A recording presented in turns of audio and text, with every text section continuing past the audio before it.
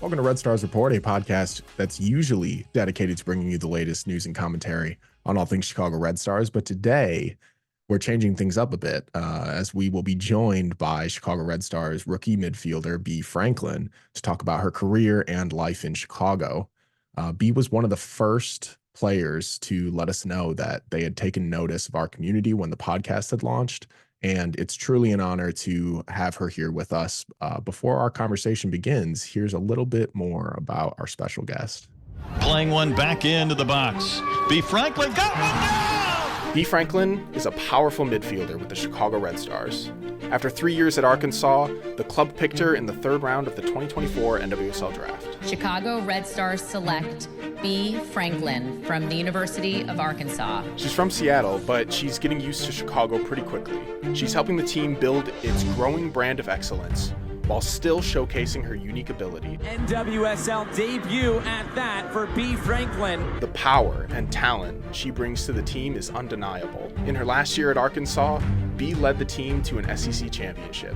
She was named first team All-SEC and SEC Midfielder of the Year. I always wanted the opportunity to play basketball in college. As a dual sport athlete, she's also a champion in the world of academics, maintaining a 4.0 GPA during her graduating year. One of the Hogs' fiercest competitors, she was just as active with the Student Athlete Advisory Committee and giving back to the community. The story of her success in soccer so far is evidence that she was destined to go pro. But that past success only makes her hungrier to keep winning and to take this team to the next level.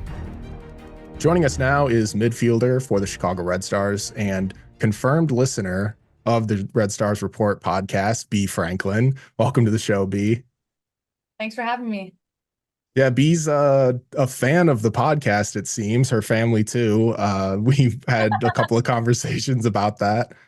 Yes, you guys do a great job of covering our games, and my family that can't make it to games are really appreciative of it as well, which is fun. Oh, that's awesome to know. So with any athlete that I've ever talked to, I've really wanted to just always start a conversation going back and asking, what's your earliest memory of the game of soccer for you? Oh gosh, that goes pretty far back, and I do not have the best memory. Hopefully not because of the many headers I do, but maybe it's just a lack of skill for me or something. But I just grew up playing soccer with my brother, I think mostly. My parents actually kind of met through co-ed rec lawyer league game, like playing soccer and softball, so like they always played it a bunch too. So honestly, like just either playing with my brother or just kind of like hearing the story of how my parents met through like mutual friends on their soccer team and everything is what I think of first when I think of like my first memories of soccer. You were a basketball player and soccer player at Arkansas, so I'm kind of curious to know what made you pick soccer instead of basketball. In high school was really when I had to decide between soccer and basketball, because I only played basketball at Arkansas for 2 months after my final college season of soccer and then before getting drafted by the Red Stars. But during high school, when I got to high school, I played for my high school soccer team, and I got to play with some really, really awesome girls from my high school. Sam Hyatt, who now plays for Gotham, Sophie Hurst, who plays for Houston, and a couple other girls that played in college and were very, very talented. So after having a really wonderful freshman high school soccer season, winning state, and just getting to learn alongside some of those girls, I was encouraged to then join Crossfire, which was one of the best clubs in and around Seattle. In doing so, I kind of had to choose whether I was going to join a really competitive soccer club team or a really competitive basketball club team. And because of my wonderful experience with my high school soccer team and those teammates, I chose soccer. And then from then, it just kind of started going really well. I got looks from some colleges I wanted to go to and ended up getting an offer and committing to Notre Dame, which is where I started my college career. And I just let basketball take a little backseat and just was a nice, fun side hobby or way to de-stress outside of soccer a little bit. So after you went through your college soccer career, take us back to draft night. Like, what was that like for you, and what was that like for your family? It was very unknown. I honestly like didn't follow the draft that closely the year before. I didn't know anybody that was in it really, and I didn't know whether I was going to get drafted or not, honestly, and I was technically still in basketball season at the time, so I couldn't travel to the draft. So then I just had a few friends over to my college house in Arkansas, and I was like, hey, I have no idea how this night is gonna go, but if you guys are willing to be here and want to be here, I'd love for you to support. And my parents just kind of followed along at home.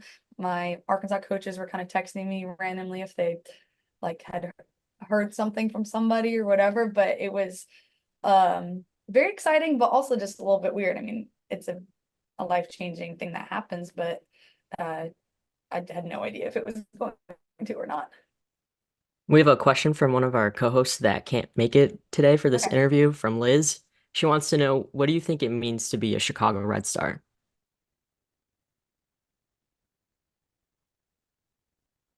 I think it means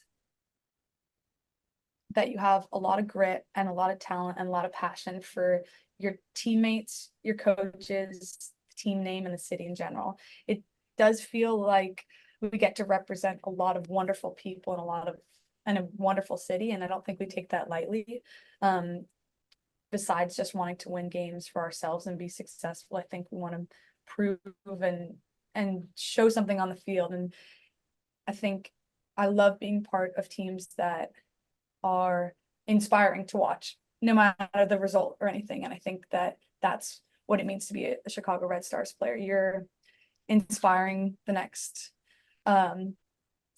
generation of women's soccer players, or you're just inspiring the fans that make the big effort to come out and see you. Like, I think that we don't take any of that lightly.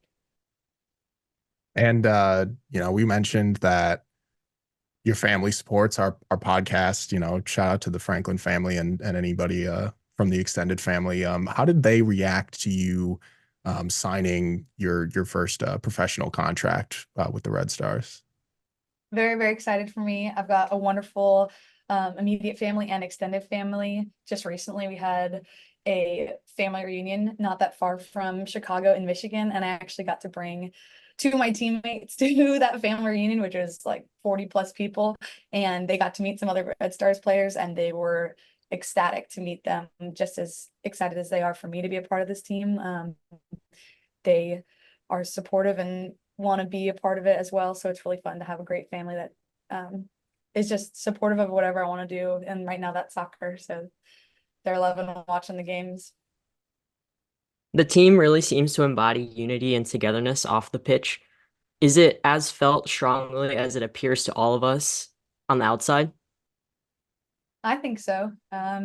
We obviously have had some ups and downs this season, and it's never going to be completely linear, but I think we have really strong leaders that keep us grounded, because things do change week to week, and even if we might have a tough game the week before, we've got another opponent in the next few days, and we're going to be playing with the same team that we just played with a few days ago, so we got to figure it out together. And so I do think that what you see on the field is built through our practices and our camaraderie and teamwork off the field, and it's a huge credit to our leaders and veterans for that, I think. Even outside of the practice field, just being out in the city, everyone being together out there, like you, Sophie, the bubblegum llamas. Yes. Explain. We started a co-ed beach volleyball team. It's very low stakes. Nobody's getting hurt or anything. Just want to throw that out there.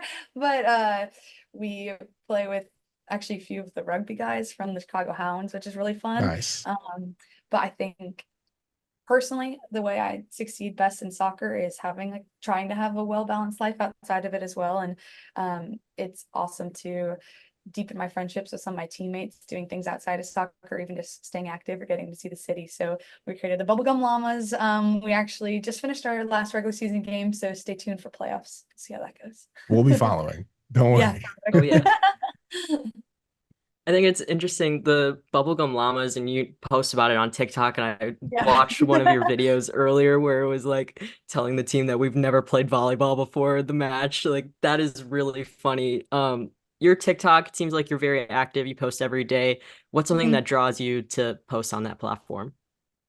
I think it's just entertaining for myself and my friends, and I think a lot of people like social media because sometimes for better, for worse, it's going to be around forever. So this is an incredible year I get to have at Chicago, and whether it's my only year in Chicago or it's the start of something um, amazing or multiple years, it'll be something I can look back at, maybe cringe a little bit, probably will, but it's just a nice little time capsule of so far my time in Chicago and with some really cool people.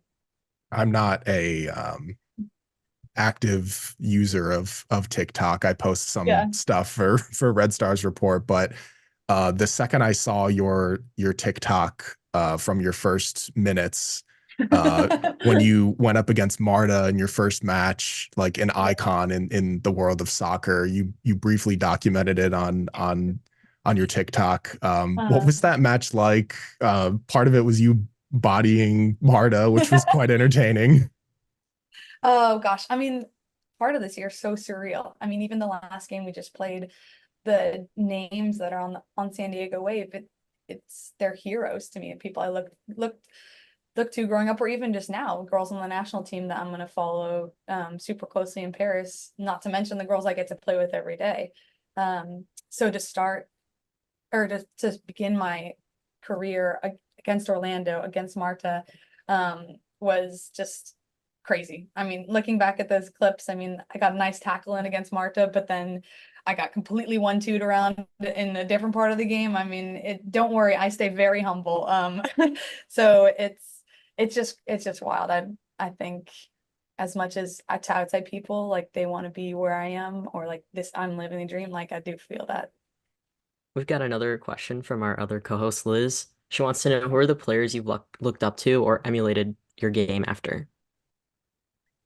Definitely Abby Wambach, just her skill with headers and in the air is something that I can always get better at, but I think is a huge part of my game. I think I touched the ball with my head like 5 times as many times in the San Diego Wave game as I did with my feet. And other than that, just like any women's sport athlete, I think are incredible to follow because they're paving waves in their own sport, and just showing that women's sports are an incredible thing to follow and watch. So I loved following like Lindsey Vaughn growing up as a skier, and that was cool because I got to meet her after the Utah game, which Nice. is another surreal moment. I sometimes have no shame like going up and asking people to meet them, or like DMing random people, or I was really bummed I didn't get to actually like meet in person the women's US rugby player who was at the San Diego Wave game.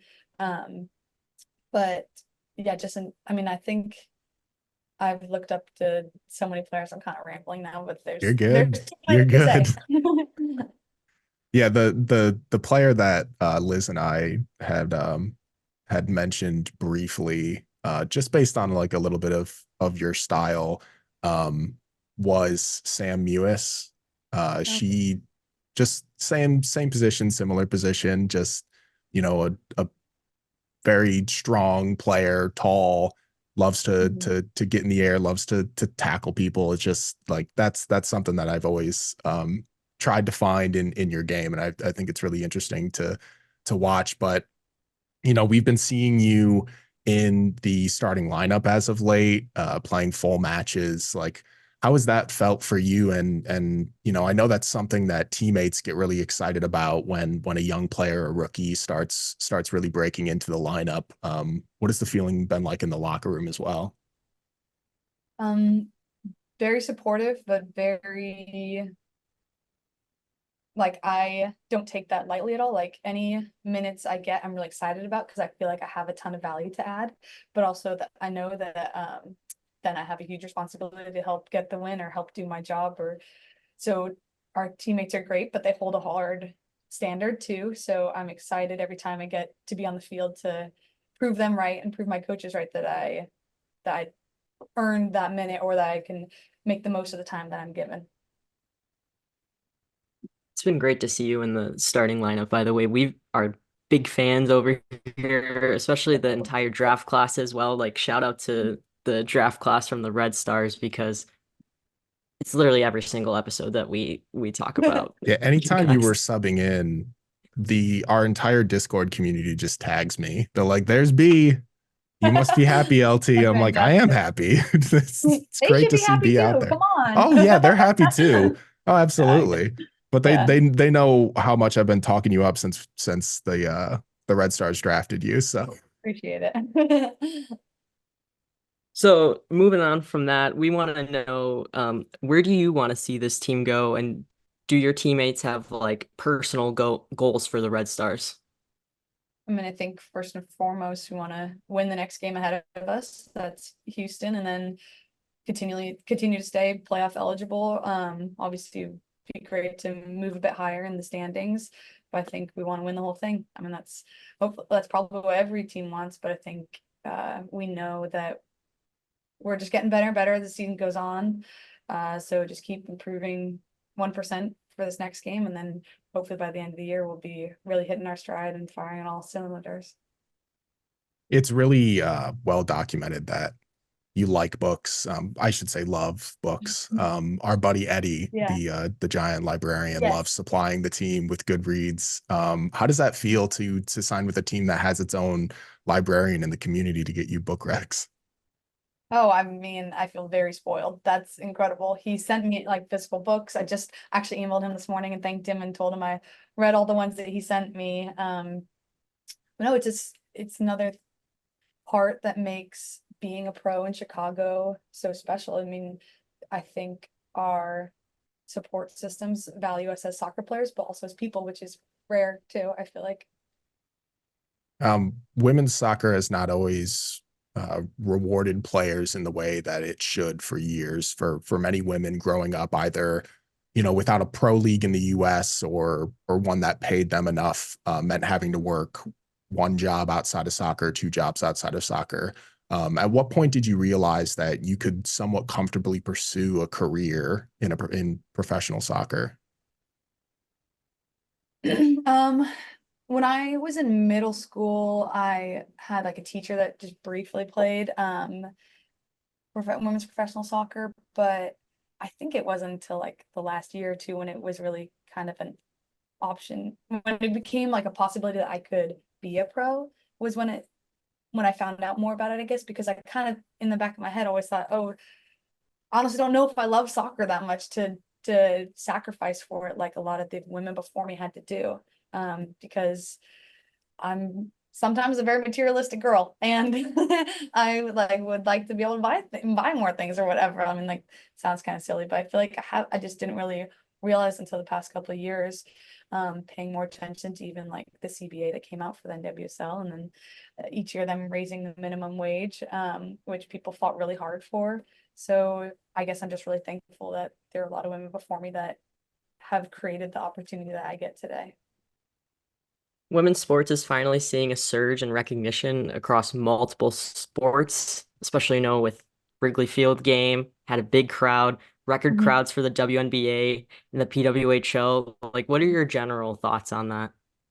Love it. Awesome. My parents went to the Seattle Storm and Fever game the other weekend, and they just said the atmosphere was incredible, not to mention like the games that my teammates and I go to of the Chicago Sky, and just the excitement around it, and the vibe. I mean, I think even like at college, more people are coming out to games and things like that. So I love it so much. I think it's well overdue, but definitely don't hate that it's happening now rather than ever. What was that Wrigley match like for you? I know you didn't, actually get to see minutes in it, but just the atmosphere of the day, the atmosphere of being in that stadium. I think it was just that women's soccer fans are better than any other fans because it started downpouring and nobody left. That was wild. That was fantastic. And I think it's just really cool for us, but then also like our family and friends to be a part of as well, because they're sitting in the stands and people might realize they're our family or whatever, and then they get to talk to people who love following us or just being in such an iconic place with so many people and so many people supporting us and wanting it to not just be like a one-day thing, wanting it to continue a change and continue a movement is what is really, really special about the Wrigley game, is that like that's not just going to be one game. That's showing that we have more fans and we want to be seen. We want to be want to play for the city of Chicago. I want to ask one more question about the Wrigley game. I am an advertising major, so I'm like obsessed with promos and stuff and all that. What was that like to see everything come together as a player and to be involved in, the photo shoots and getting everyone excited for the Wrigley Field game? Very impressive, and I'm very thankful to all of our staff who put so much hard work into that game. I know that they were preparing for many weeks and many late nights and everything like that. It felt cool that like all of our teammates and me included got to help advertise for the game too. I mean, I got to do a dunk tank a few days before the game, and other people were on a boat and other people were doing videos and whatnot. So just I think the full effort that the Red Stars front office and everybody connected with it and the Cubs like helped do was really special. And they thought of so many different things. I mean, even how welcomed we felt in the locker room. There's Red Stars pillows on the couch. I mean, maybe I'm not as detailed oriented as a person, but they thought of everything to make us feel like, okay, this is our home field for tonight. And that was fantastic. Yeah, I thought the same thing. Like just walking around the stadium, they did such a good job at making it feel like a Red Stars stadium. I thought it was incredibly impressive. Should we make you choose, or have you chosen Cubs or White Sox? Is that something that we should throw up? Because I'm a Cubs fan. I love Cubs. Great. Yeah. No, I love that there's two teams in the city. But it's definitely the Cubs have a special connection to our team that I love to support, and I think a lot of us are going to the game tomorrow night, which will be fun too.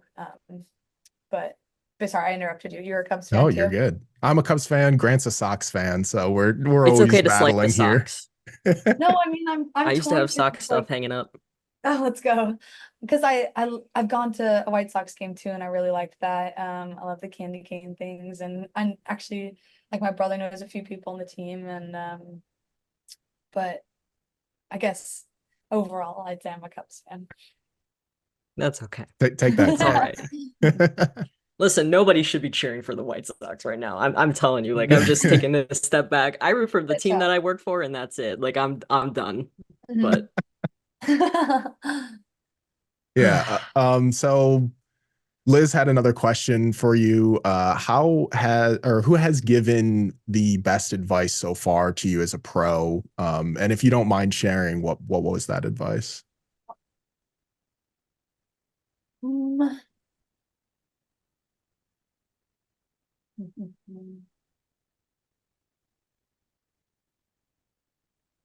I don't know if it's like one particular piece of advice necessarily. I just feel like very lucky that I've gotten to be teammates and friends with Shay Grom. She is obviously a veteran in the league and has had and is having an incredible career, and one that I would be honored or love to have if I did half the things that she's done. And I think she just has a really good mentality about whether you're getting minutes on the field or not.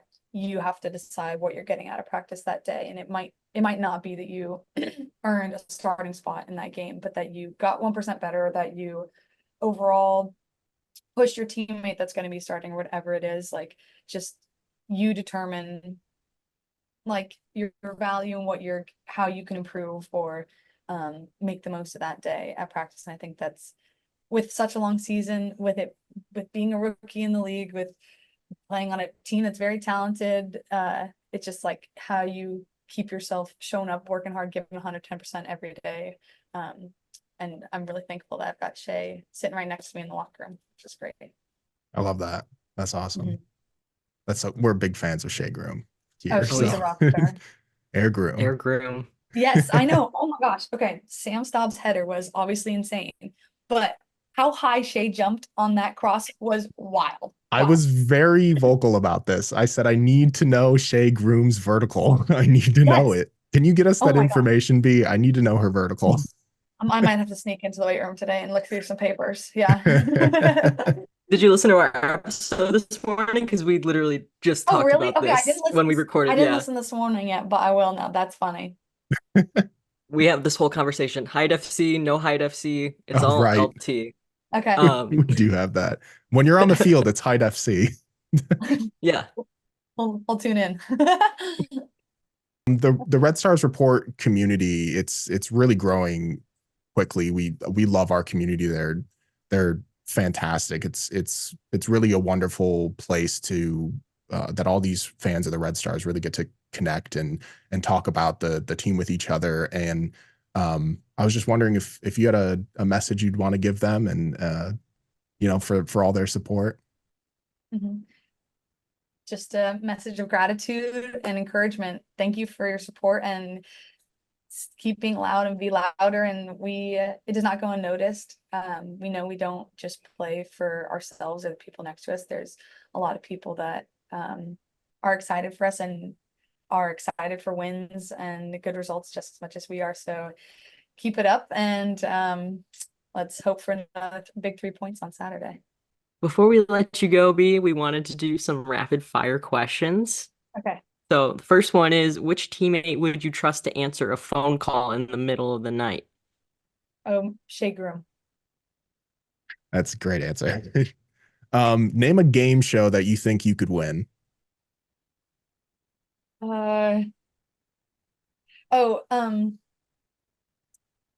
Okay, I can't think of the name of it, but it's like where you jump from like the red balls to the red balls. It's kind of old, and then you Wipeout? Wipeout? Yes, Wipeout. I was really based on like your, scholarly stuff. I was hoping you'd say Jeopardy because I'm a huge Jeopardy fan, but Oh no, there's some girls on our team that are really, really good at trivia that would have a much oh yeah, higher the Newtons. We followed the Newtons as well. Yes, exactly. Any of them I would be blown away by. If blank were an Olympic event, you'd take home gold. It was like singing loudly and confidently to a song that I know none of the words to. Who is your favorite non-soccer athlete? Michaela Schifrin. Okay. Who is your favorite soccer athlete then? Right now, Hannah Anderson. She's been killing it. Oh yes. I'm so happy that she's in the starting lineup now. Oh, I'm all for that. That's awesome. Mhm. And what actor would you want to play you in a movie about your life? I don't think she's quite as pretty as I am, but maybe Blake Lively could halfway get the job done. Yeah. That's awesome. I got one more. Okay. Yeah, What's go your ahead. favorite hidden gem in Chicago right now? Oh, okay. Well, this isn't even that hidden, but my roommates and I don't like paying for parking and don't like paying for Ubers, but we love going to the beach. And so the best thing that we've found is that you just have to drive up to Montrose because then you can park like right next to the beach for free and then you don't have to pay for parking. Parking is expensive. Yeah, I assume you bike a lot of places. I've noticed on your TikTok. Yeah, I know that's something I actually might need to stop doing is I probably shouldn't be on my phone while biking. But Probably. that's a different issue. But yeah, I try to bike. The apartment that we are in has been lived in by multiple years of Red Stars players, and at some point somebody just left a really nice bike. So Oh, okay. I know, very plugged. That's the score. Like with a helmet and with a lock. So I've just been able to do that. Yeah. Maybe they left to go to a non-bikeable city, so Maybe they didn't take it. Yeah. But I'm no complaints here. Yeah, absolutely. All right. Well, thank you so much for joining us, B. This was awesome. We really wanted you to be the first interview that we had on Red Stars Report, mostly just because of our initial conversations of you talking about how you were listening to the show before you even signed with the team. So we really appreciate that. So thanks for joining us today, and we hope you have a great rest of the season. We hope to see you out on the pitch even more. Thank you. Yeah, thank you guys for your time this morning, and yeah, love tuning in whenever I can, and go Red Stars. Go Red Stars. Thank you. Thank you for joining us for a special episode of Red Stars Report. As always, you can find us wherever you listen to your podcasts. And don't forget to follow us on social media and joining our Discord community. This interview was a surprise to the community, but we will let you know ahead of time whenever our next interview with a player is coming up, so you guys can get more involved. And with that, we'll see you next time for our usual Red Stars Report on Tuesday.